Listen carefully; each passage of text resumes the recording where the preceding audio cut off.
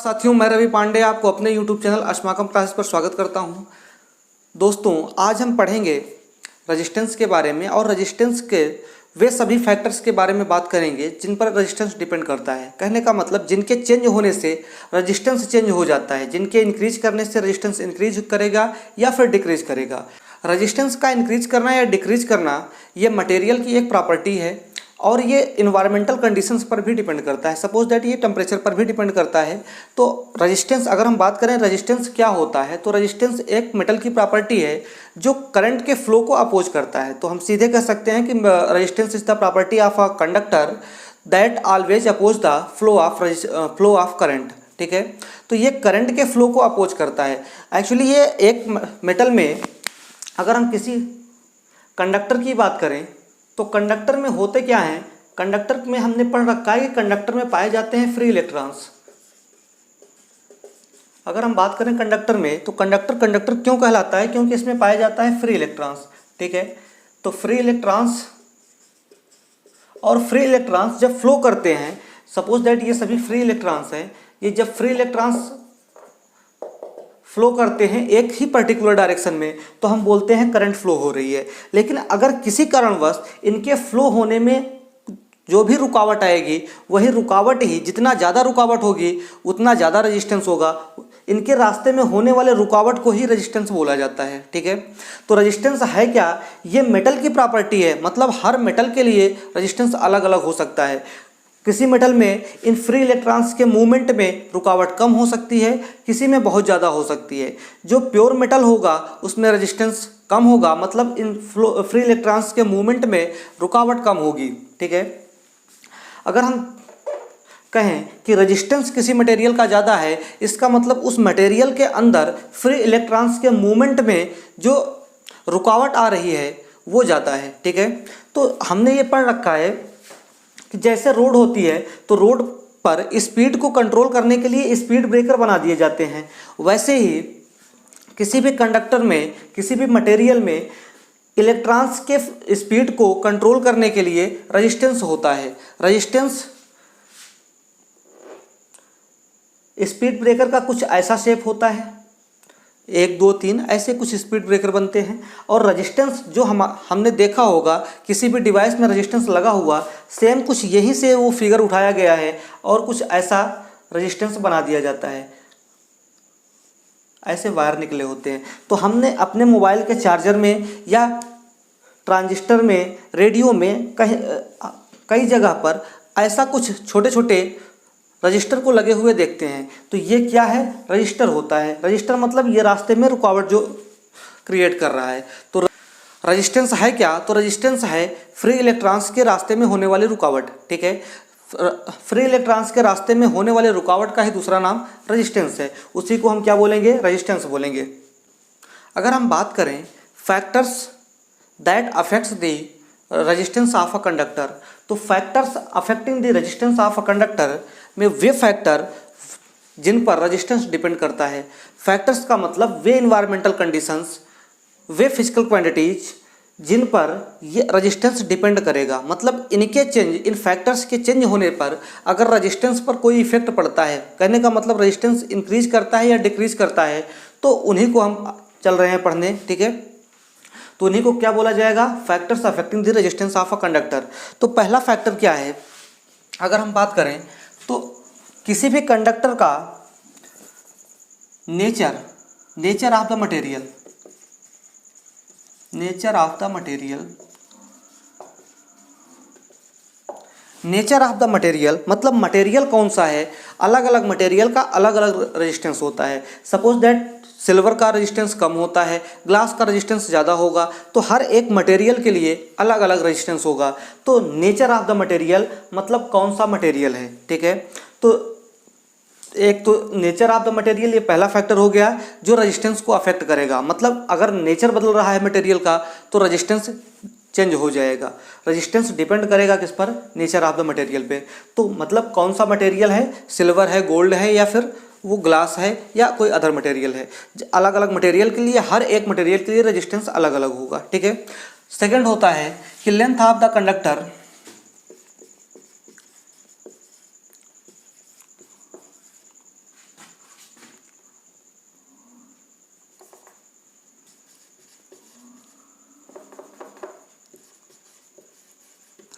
Second है length of the conductor.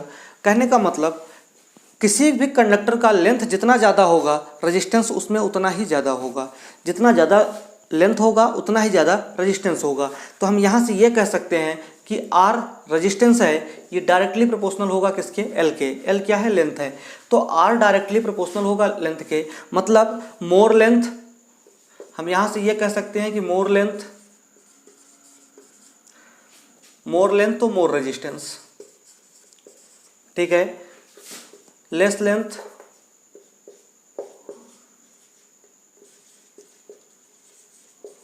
तो less resistance. मतलब रेजिस्टेंस लेंथ पर डिपेंड करेगा, जितनी ज़्यादा लेंथ होगी उतनी ज़्यादा ही रेजिस्टेंस होगा, ठीक है। तो यहाँ से हमको ये निकल कर आया कि लेंथ पर भी रेजिस्टेंस डिपेंड करता है। जितना लंबा वायर होगा उस वायर का, अगर हम वायर का केस लें तो जितना लंबा वायर है उतना ही ज़्यादा रेजिस्टेंस होगा, जितना छोटा वायर है उतना ही कम रेजिस्टेंस होगा, ठीक है। रेजिस्टेंस को इंक्रीज करना है तो वायर की लेंथ को इंक्रीज कर दीजिए, और रेजिस्टेंस को डिक्रीज करना है तो वायर की लेंथ को डिक्रीज कर दें। जितना छोटा वायर होगा उतना कम रेजिस्टेंस होगा, ठीक है। नेक्स्ट फैक्टर क्या है जिस पर डिपेंड करता है, तो हम कह सकते हैं cross sectional area of the conductor. Cross sectional area of the conductor. Cross sectional area पर भी डिपेंड करता है। सपोज दैट वायर है ये, तो ये तो इसकी लेंथ हो गई यहाँ से यहाँ तक, ये तो लेंथ है L.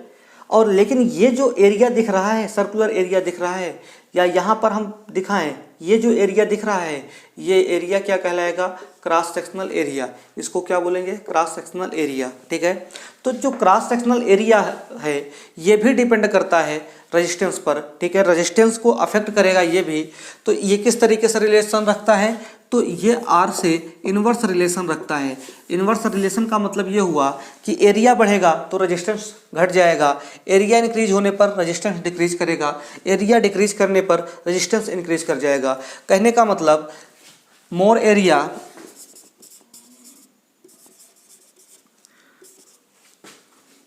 Low resistance, less area more resistance,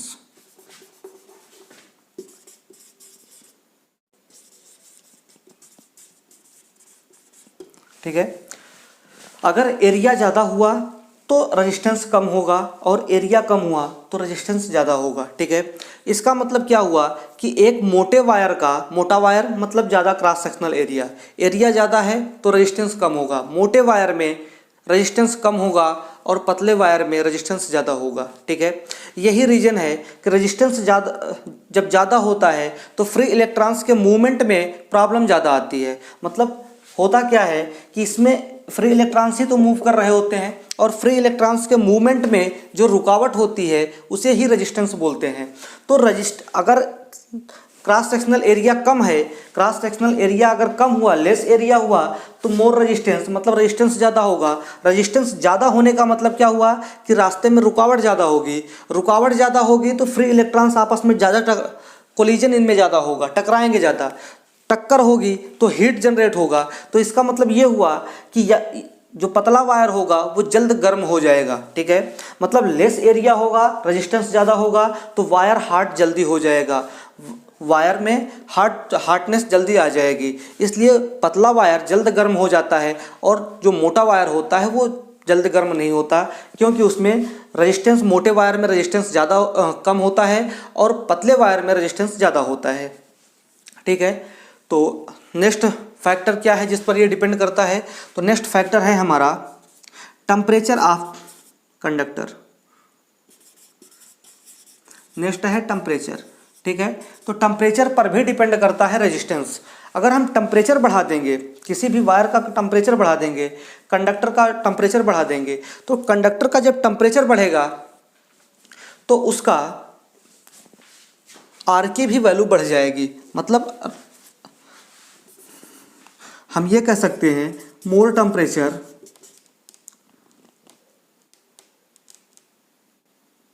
more temperature, high resistance, high resistance, और low temperature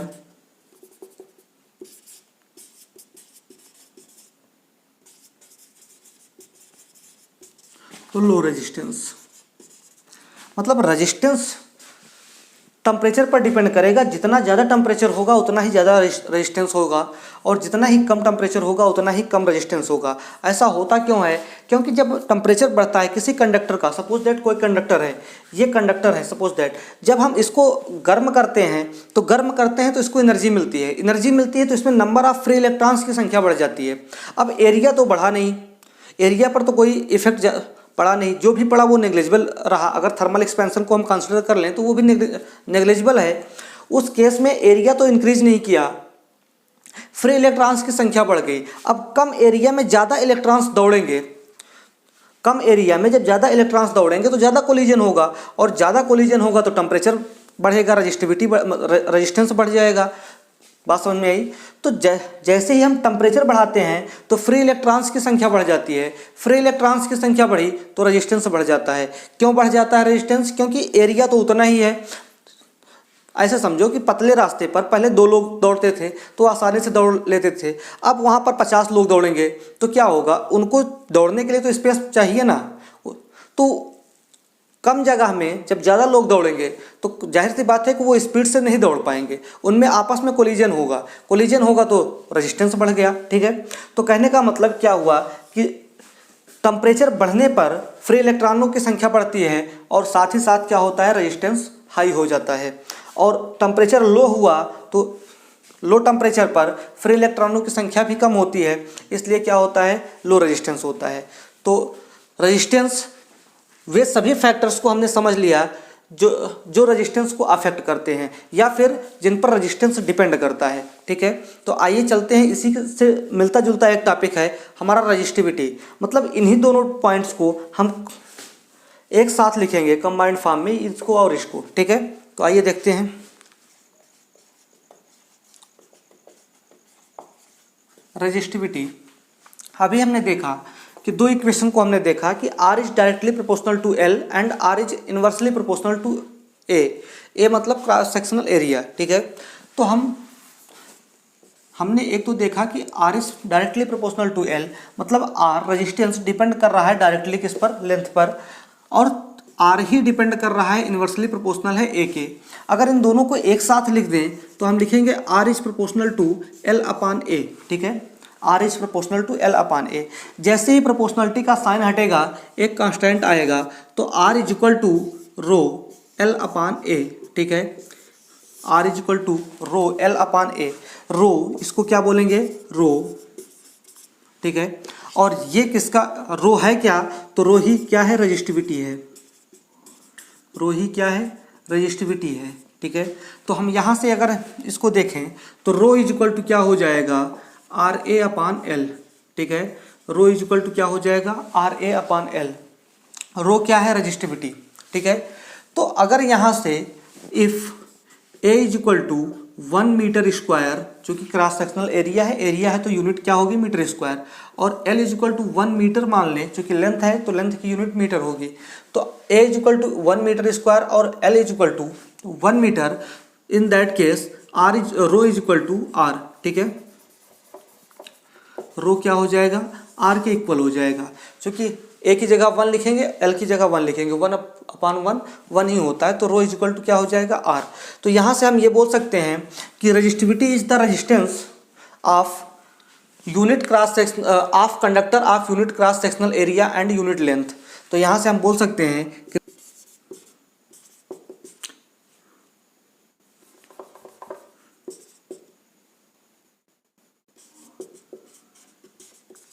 resistivity is the resistance of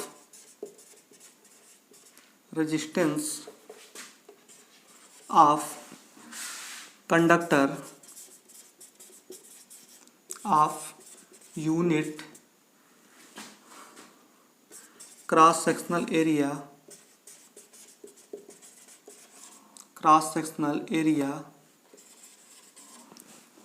and unit length.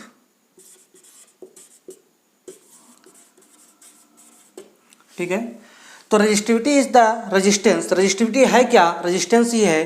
किसका रेजिस्टेंस है? ऑफ कंडक्टर, किसी कंडक्टर का, of unit cross sectional area, जिसका cross sectional area 1 है, and unit length, और जिसका length 1 है। ठीक है, तो हम ये बोल सकते हैं कि resistivity is the resistance of a conductor of unit cross sectional area and unit length. Resistivity है क्या? तो रजिस्टिविटी भी मटेरियल की एक प्रॉपर्टी है। तो हम यहाँ पर एक पॉइंट और ऐड कर सकते हैं, it is the property of a material, it is the property of a material.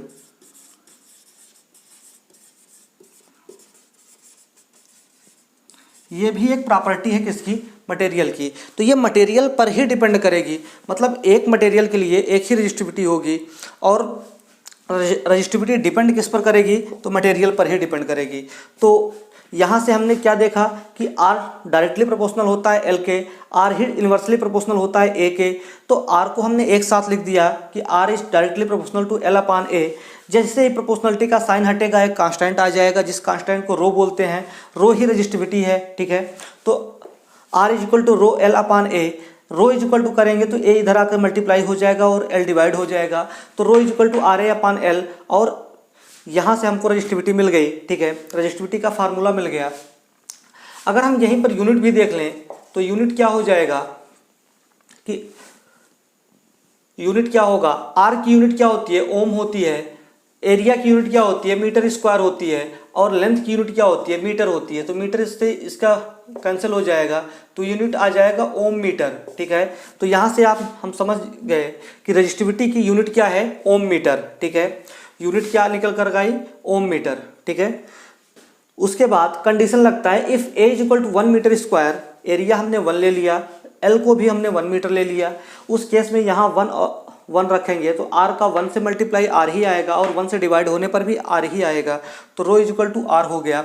यहाँ से हम इसको डिफाइन कर सकते हैं कि resistivity of is the resistance of a conductor of unit cross sectional area and unit length. ठीक है, resistivity is also the property of a material, it depends on the material. ठीक है, ये मटेरियल पर ही डिपेंड करती है। एक material के लिए रजिस्टिविटी की वैल्यू फिक्स होगी। ठीक है, मतलब एक मटेरियल के लिए फिक्स होगी। यूनिट क्या आएगी? तो ओम मीटर आ गई। यूनिट क्या है? Ohm metre. इसको हम ऐसे भी लिख सकते हैं। ठीक है, ओम मीटर। तो यूनिट क्या है? Ohm metre. ठीक है, कुछ पॉइंट्स अगर हम नोट करें रजिस्टिविटी पर, तो रजिस्टिविटी का पे कुछ नोट पॉइंट है कि resistivity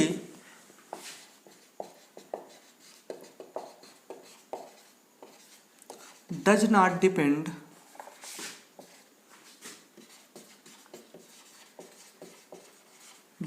on length and cross sectional area।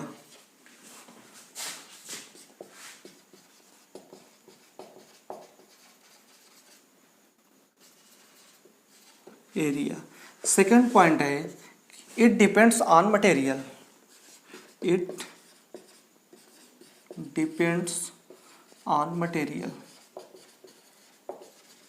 ठीक है, थर्ड है अगर कोई कंडक्टर होता है तो कंडक्टर की रजिस्टिविटी क्या होती है? लो रजिस्टिविटी। कंडक्टर कैसा रजिस्टिविटी शो करेगा? लो रजिस्टिविटी को। वहीं पर अगर कोई इंसुलेटर हुआ,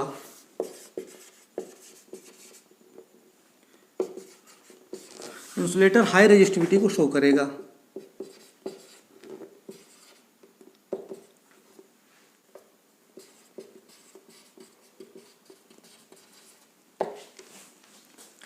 रजिस्टिविटी क्या है?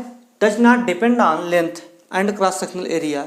रजिस्टिविटी लेंथ और क्रॉस सेक्शनल एरिया पर डिपेंड नहीं करती है, इससे इसका कोई मतलब नहीं है। ठीक है, ये डिपेंड किस पर करेगी? मटेरियल। मतलब मटेरियल चेंज होगा तो रजिस्टिविटी चेंज होगी। एक मटेरियल के लिए फिक्स रजिस्टिविटी होगी। सिल्वर है तो सिल्वर की रजिस्टिविटी फिक्स होगी, गोल्ड है तो गोल्ड की भी रजिस्टिविटी फिक्स होगी, ग्लास है तो उसकी अलग रजिस्टिविटी होगी। ठीक है, जो भी मटेरियल होगा सबकी अपनी फिक्स और अलग अलग रजिस्टिविटी होगी। मतलब ये इस पर डिपेंड नहीं करेगा कि सिल्वर का वायर इतना बड़ा है या फिर इतना बड़ा है, उसके लेंथ पर डिपेंड नहीं करेगा, उसका एरिया इतना है या फिर इतना है, इस एरिया पर भी डिपेंड नहीं करेगा, ठीक है। वो कौन सा मटेरियल है बस इसी बात पर इसकी रजिस्टिविटी डिपेंड करेगी, ठीक है। ये केवल मटेरियल पर डिपेंड करता है। कंडक्टर के केस में लो रजिस्टिविटी होती है और साथ ही साथ लो रेजिस्टेंस भी होता है। कंडक्टर के केस में low resistance and low resistivity, ठीक है। और इंसुलेटर के केस में हाई रजिस्टिविटी होती है। रजिस्टिविटी हाई कब होगी? जब इंसुलेटर होगा, और रजिस्टिविटी लो कब होगी? जब कंडक्टर होगा, ठीक है। अगर हम यूनिट की बात करें तो यूनिट भी हम पढ़ चुके हैं 5 पॉइंट्स में। अगर हम SI यूनिट की बात कर लें, SI यूनिट की बात करें तो SI यूनिट है इसकी ओम मीटर, ठीक है। रजिस्टिविटी की SI यूनिट क्या होती है? ओम मीटर, ठीक है। अगर हम कंपेयर करें रेजिस्टेंस और रजिस्टिविटी में तो रेजिस्टेंस और रजिस्टिविटी,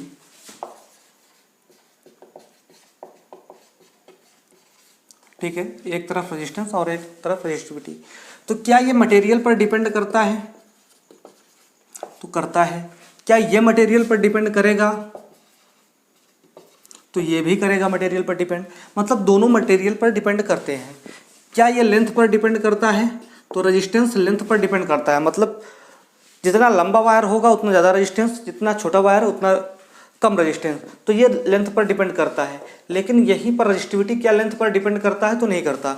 इस पर लेंथ से कोई मतलब नहीं है, ठीक है। अगर हम एरिया या क्रॉस सेक्शनल एरिया की बात करें तो क्या ये एरिया पर रेजिस्टेंस डिपेंड करेगा? तो एरिया के इन्वर्सली प्रोपोर्शनल होता है रेजिस्टेंस, मतलब एरिया ज़्यादा तो रेजिस्टेंस कम और एरिया कम तो रेजिस्टेंस ज़्यादा। तो ये एरिया पर डिपेंड कर रहा है। क्या ये एरिया पर डिपेंड करता है? तो एरिया कुछ भी हो कोई फ़र्क नहीं पड़ता रजिस्टिविटी पर, ठीक है। यूनिट की अगर हम बात करें तो इसकी यूनिट होती है ओम और इसकी यूनिट क्या होगी? ओम मीटर, ठीक है। इसकी यूनिट क्या हो जाएगी? ओम मीटर। तो इस तरीके से हम इसको कंपेयर कर सकते हैं। सिमिलरिटी ये है कि दोनों मटेरियल पर डिपेंड करते हैं और डिससिमिलरिटी ये है कि ये लेंथ पर एरिया पर डिपेंड करता है और ये लेंथ और एरिया पर डिपेंड नहीं करते हैं, ठीक है। आई थिंक आपको रजिस्टिविटी और रेजिस्टेंस में डिफरेंस और कंपैरिजन क्लियर हो गया होगा, ठीक है। अगर रेजिस्टेंस और रजिस्टिविटी पर कुछ क्वेश्चन की बात करें तो क्वेश्चन कुछ ऐसे आते हैं कि long and thin wire, long and thin wire, long and thin wire में कैसा रेजिस्टेंस होगा? तो हाई रेजिस्टेंस होगा। यहाँ पर रेजिस्टेंस कैसा होने वाला है? हाई रेजिस्टेंस होगा। लॉन्ग एंड थिन वायर में हाई रेजिस्टेंस होगा क्योंकि रेजिस्टेंस L पर भी डिपेंड करता है और एरिया पर भी डिपेंड करता है, ठीक है। अगर हम बात करें short and thick wire, short and thick wire, तो ये कैसा रेजिस्टेंस होगा? क्योंकि शॉर्ट लेंथ कम है, छोटा है और साथ ही साथ क्रॉस सेक्शनल एरिया हाई है। थिक का मतलब क्या? मोटा होगा, डायमीटर ज़्यादा होगा। डायमीटर ज़्यादा है तो यहाँ पर लो रेजिस्टेंस होगा, ठीक है। तो कुछ इस तरीके से क्वेश्चन, सिंपल से क्वेश्चन पूछे जाते हैं। तो चलिए इसके नेक्स्ट वीडियो में हम ये पढ़ेंगे कि इस पर क्वेश्चंस कैसे सॉल्व करेंगे, न्यूमेरिकल्स कैसे सॉल्व करेंगे। रेजिस्टेंस और रजिस्टिविटी दोनों ही टॉपिक हमारे 10th के एग्जाम के लिए बहुत इंपॉर्टेंट है क्योंकि रेजिस्टेंस और रजिस्टिविटी दोनों से क्वेश्चन आ ही जाते हैं, ठीक है। तो रेजिस्टेंस का तो हमने ओम्स लॉ में कुछ क्वेश्चन कर लिया है। अभी कंबाइंड और मतलब सीरीज और पैरेलल जब हम पढ़ेंगे कॉम्बिनेशन तो वहाँ पर भी और एक्स्ट्रा क्वेश्चन करेंगे, लेकिन रजिस्टिविटी का क्वेश्चन नेक्स्ट वीडियो में हम कंटिन्यू रखेंगे। तो चलिए नेक्स्ट वीडियो में मिलेंगे रजिस्टिविटी के न्यूमेरिकल्स के साथ। रजिस्टिविटी के न्यूमेरिकल्स कुछ सिंपल भी होते हैं, कुछ टफ भी होते हैं, ठीक है। कॉन्सेप्ट क्लियर है तो आप चीज़ों को कर ले जाओगे, ठीक है। और साथ ही साथ इसमें थोड़ा सा आपका मेंसुरेशन भी अप्लाई हो जाता है, जैसे वॉल्यूम और एरिया वगैरह निकालना, ठीक है। तो इसको भी आप स्ट्रांग करके आएंगे। नेक्स्ट वीडियो में मिलते हैं, ठीक है।